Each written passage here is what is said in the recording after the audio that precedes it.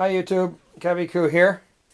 My latest creation, my SKS, which I obviously didn't make myself, with my 1950s Weaver scope on it.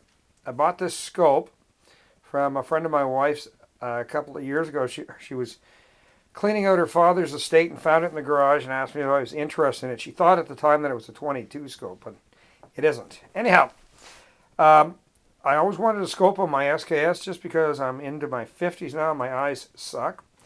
And I figured it would make me a little bit more accurate.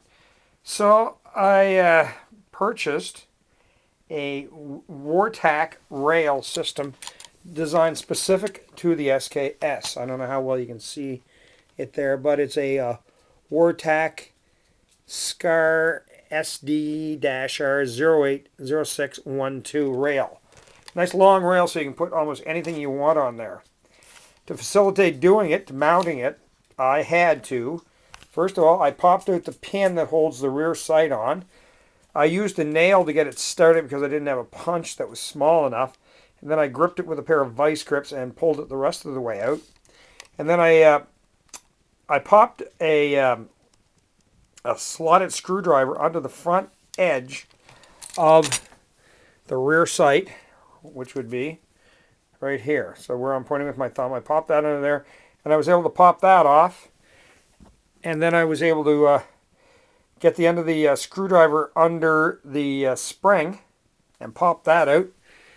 And then it was just a simple matter of lining up the front of the rail with the holes, putting the new pin in place, and then using a punch and a ball peen hammer and seating that.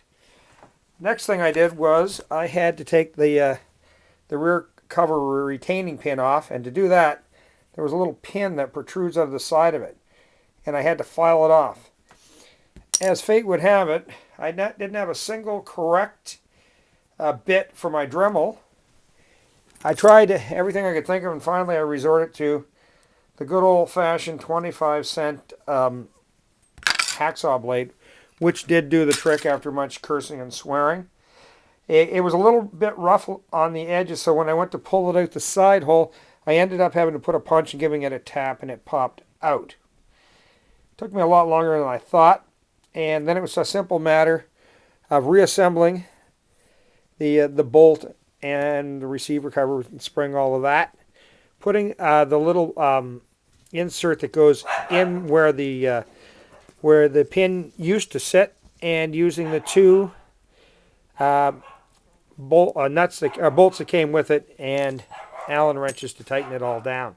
The one thing I don't like is the pin the new insert pin that goes through there is a little bit longer than I thought it would be. So in order to remove it, I'll have to tap it with a hammer to start moving it out. Something of that nature. Other than that, it's as solid as a rock. I bought a couple of Walmart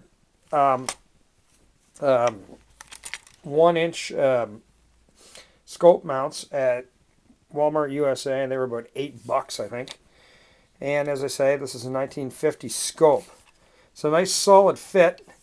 I haven't had it out to the range yet, but I am liking the way it looks on the rifle. I thought something modern would look a little too high-tech for a rifle that's a little bit older than I am, so hopefully everything will go well with that.